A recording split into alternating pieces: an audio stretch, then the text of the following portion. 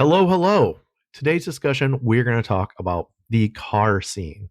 The car meet scene, to be exact. Is it cooked? The takeovers ruin everything. Are the broccoli heads destroying the car scene? No, not really. We're just in a change. You got to remember, the car meet scene is like the level one level that level one car enthusiasts go to. What's a level one car enthusiast? Well, where are they getting their information on the car scene and their excitement of the car scene? Probably short form content, TikTok, or click farming videos. Crazy stuff going on. You're going to go to a car scene and you just got to get crazy. Do donuts, run people over, set things on fire. This is not the car meet world. It's a takeover world. And the videos are out there, and it's the main thing you see in the algorithms. By the way, the algorithms are not going to reward this video because this is a productive video. So please like this video. You don't have to subscribe, but if you feel ever so, I would love you so much if you did subscribe. But please like the video so that we can help level 1 car guys to level 5 car guys get up there and understand more. This is how to car meet the right way. Let's get into it. All right, so listen, we all know about takeovers. We all know about the rust in the thing that's ruining the car scene. The subject matters are that, and the everyday traffic people, and just the not building cars anymore. Just like, oh, I bought this one of one Corvette people too. They've all been an issue. And I could go so deep in this. I've actually shot this video a few times because I went too deep, but we just said that right there. We're gonna get past that. We got to go into, you are a new car guy, you've got a few friends, and first of all, let me tell you a reason why car meets are so great, why they're so important. The freedom of automobiles spans back to cruising before car meets. It actually cruised everywhere, and businesses profited all this and promoted things.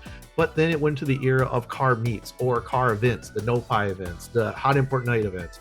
This has been going on for very long time, and other countries actually follow this car culture and American freedom car culture. In Thailand, they all love it. So we have to keep this alive. Car stuff is freedom, and it's being able to get out and have fun. So on that note, let's go over a few rules that can keep you from getting laughed at behind your back or clowned on of what is the proper thing to do at a car meet. So grab your level 1 240SX and your broccoli hair, and let's go. The first rule, obviously, would be to clean your car. Get with some friends. Everything that you do post and pre-car meet with some group of friends is so much fun. So if you got a few friends, you've been hanging around locally in town, you discovered a car meet, or you don't want to go to a car meet, clean your cars up. Hopefully you did some modifications. Let's say you want to do some modifications to your car. At least, hopefully you got a good direction. Some modifications are better than no modifications. Obviously, you're in this car scene for a reason, but we'll drag more into where you can do with that. But first, get your car clean, presentable, because that is going to mean more than going into a parking lot and doing something dumb to get attention. You'll get good attention from having a clean, presentable ride. Real simple. Also, if you're rolling solo, don't be afraid. Clean up your ride and get out there, check out the meet. There's nothing wrong with that. Just get out your shell. That's the great thing about car meets, is being able to get out of your shell and meet people. The other thing you gotta do is you gotta find the car meet. Look on Instagram or wherever you see a car flyer or something you hear about. You can use this dinosaur app called Facebook. Obviously, some of the car groups are very useful. So once you get into car meets and discover there's car groups, or you can look for car groups, you can look for local stuff, happenings, events. I don't know if you watch a YouTube channel and somebody promotes their event, or I don't know. Let me know in the comments if they actually promote meets on TikTok. But most people seem to use Instagram these days, Snapchat for some reason. Facebook has a lot of groups, and you can actually type in to the search bar car meet, look for near you, and a ton will pop up. Trust me, it will work. And then the biggest thing you need to do is follow the rules or figure out what they are looking for at their car meet. Car meets are very different. They have different tiers. You have cars and coffee. You have, which is a very casual car meet early, for the reason being that later car meets get a little crazy. You have crazier car meets, you have car meets with DJs, you have car festivals, you have car shows, you have all types of stuff. You have organized events, you have pop-up meets at random locations, which will have secondary locations because they're not authorized. But if you go to a meet that's authorized, there is going to be a ton of rules that need to be followed. Now, there's a reason why. I know you want to be crazy, but it really sucks for a car meet to get burnt. Things get blown up and things get burnt. These are two common terms used in the underground scene. So do not burn a spot. Do not be the reason why a spot burns. It's not worth that little bit of clout, that IRL streaming attitude stuff. Those guys are low-hanging fruit, and unfortunately you're young and they happen to be really popular.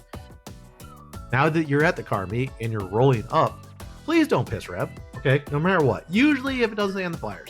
Night meet, maybe you can get away with it, but reading the room. So reading the room, this is it. You know the rules, you got the meet, you know what to do.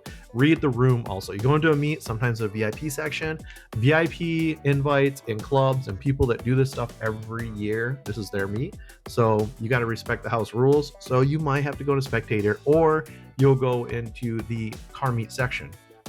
Just roll with it, go with it. If you have a freaking clapped out Ultima on some, XXRs or some sort of goofy wheels, like whatever, just do not park next to Lamborghini. Do not try to pull right up and demand the best parking.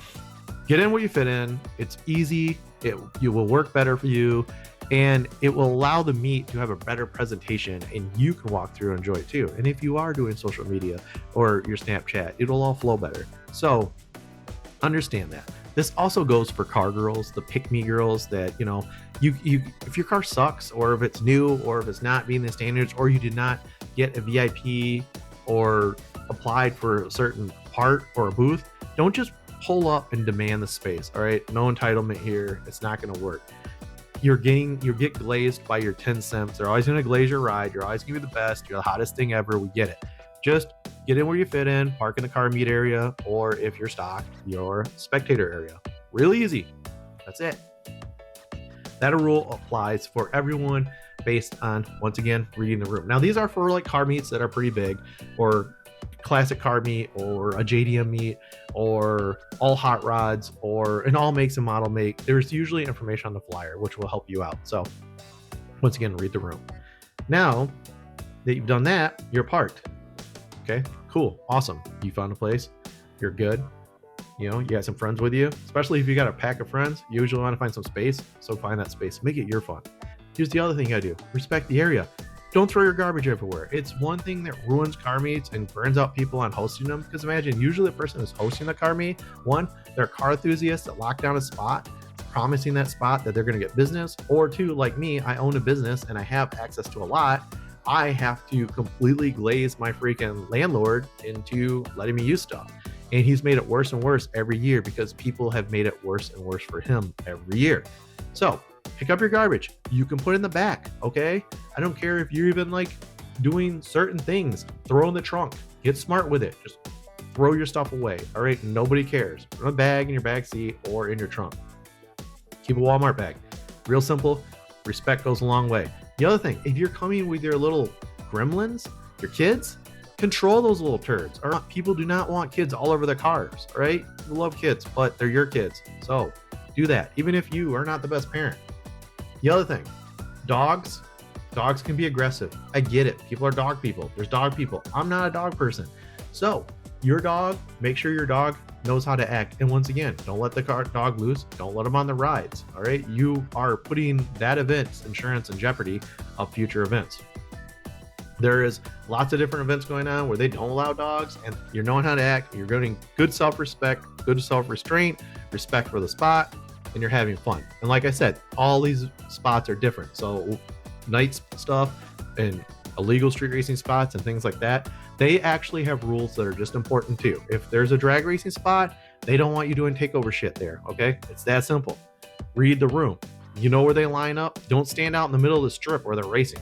All simple stuff. Park your stuff and don't cause disruption for them either, because some of those spots, especially in the streets, in the hood. They're not gonna say, hey sir, please do not do that, or we're gonna call law enforcement, or security's gonna kick you out. You're gonna get beat up. Once again, read the room, use common sense, and ask questions. What goes on to my next part, that now you're here, level 1 guy, and you're looking at all these sweet cars and you're excited and you're getting to meet some friends and you're seeing some friends. Do not be that guy who knows everything. All right, this is actually a life lesson. The less you know and the more you ask, the better you get. So if your car is stock or not much done, or you don't know how to build a motor, I am not very good at building a motor. I cannot do low ends for the life of me. Now listen, learn, ask questions, and don't be the soon guy. I have a bunch of friends that do that. Listen, I hear it all the time. This dude I know has been talking about twin turboing his truck for God knows how long. And he is the nicest guy. Listen, we love your presence there. You don't have to. You're a soon boy, and I'm gonna gatekeep and I'm going to call it out. You're a soon boy, okay? You're talking about what you're gonna do soon. We get it, but you don't have to, man. People want you there because they want you there. Also, the I don't know what I'm talking about guy, I don't think this video is gonna apply to them. I don't think they're gonna see this video but I do have some people that I meet. I get super geeked because I meet young kids who are like gonna have a car soon that say, I watch your YouTube. They can learn and you can learn. So once those kids get on the street and stuff, when you get out there, you don't have to impress anyone. Do not. I've had this one guy literally come up. He had a Saturn hatchback and he was telling me how he's going to drop a spoon motor with twin turbos and an inline 4 Saturn with a supercharger on his, I think it was like Mugen body kit. So in case you know, that was 2 references to Honda aftermarket, and you don't twin turbo supercharge something. Okay, listen. But he was just talking out of his ass and it was embarrassing. You don't have to be that guy. So I don't think that I'm gonna have to lecture anyone that watches my channel, because they obviously learn on this channel. But don't be that guy, because people who are, let's say, spectators, obviously you're parking your stuff in the back out of the way. You are still so much part of the car scene, and you will futurely either jump into it or not. Life happens. People get married. I see guys get married all the time and they give up their hobby. First of all, I don't want to sound like some alpha bro, but if you're giving up something you love for happy wife, happy life, I don't know what happened to your balls, dude. You put it in a purse. I'm gonna hate, because when you get divorced, you're gonna be in a midlife crisis and you're gonna be showing up at Corvette real quick. So on that note, you've learned a lot. Hopefully you know how to roll. Like I said, all car meets are different, and we do feature car meets on this channel. It's actually one of the lowest viewed things. Car features are one of the most important things, and the car features here, you can probably learn a lot from these car features, so enjoy them. My personal vlogs, they're only for the small group that enjoy it. I really don't think anyone cares about what I'm doing to the cars I'm currently working on. I had some clout cars. That's one thing in this car scene that's really hard, is that if you have a car you love, then love that car and put some effort into it. It's your car.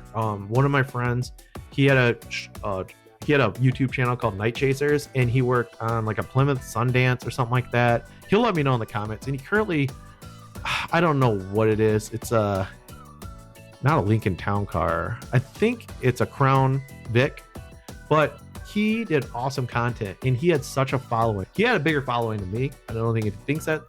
But the thing is, it's the interesting cars. If you really put work into your car and effort in your car, and you do what's obviously enjoyable and what's right, it'll be appreciated and you'll appreciate yourself. Because that's why people love cars. You're building something that rewards you, that you get to enjoy driving, unless you get a lemon or the car just sucks and just drives you nuts, or you drive an Evo. Enjoy, have fun, make friends. This is what it's all about. That's the reason why I'm having this video. But also, I hope you guys understand, with some of the storytelling, you could read the room and know how to read the room. And if your car isn't that great, make it great to you. Because some of the oddball cars that show up to my meets I feel are just as good as like a rat rod or something custom, no matter what. It has its own place, especially when they all park together. It's so freaking awesome. One other thing too that really sort of grinds my gears is, if you're an older guy, nobody who's young needs to know how much their scene sucks, because that's what all these videos talk about. Like, nobody cares how much the scene sucks, or nobody cares about how much it was better at your age. Instead, of being like, it was so much better when I was in the cars with my group of friends.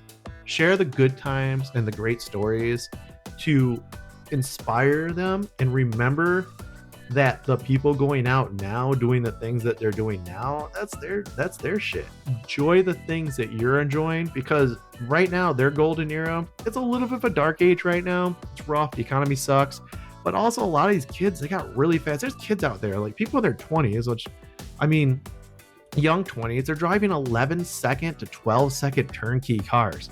That's crazy.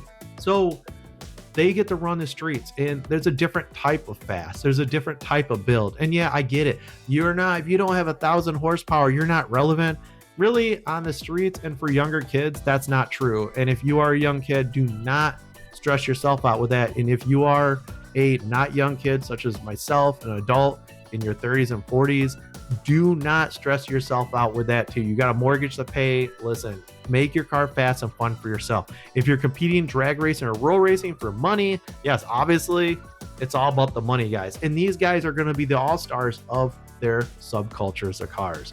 But don't let these stresses, and don't tell people like, hey, I'll have 1,000 horsepower. I'm rolling 300 horsepower cars, 350 horsepower cars all day long right now, and I'm having the time of my life, having so much fun.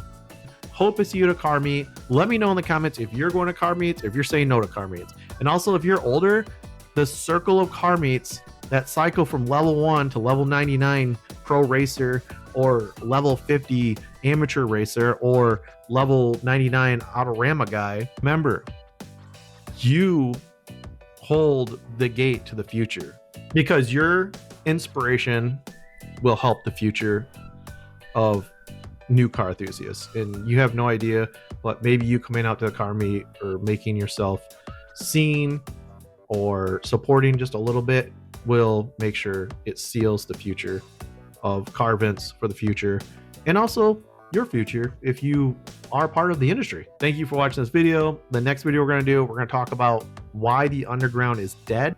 That's it. That's all I had to say. Have a good one. I'll see you in the next one.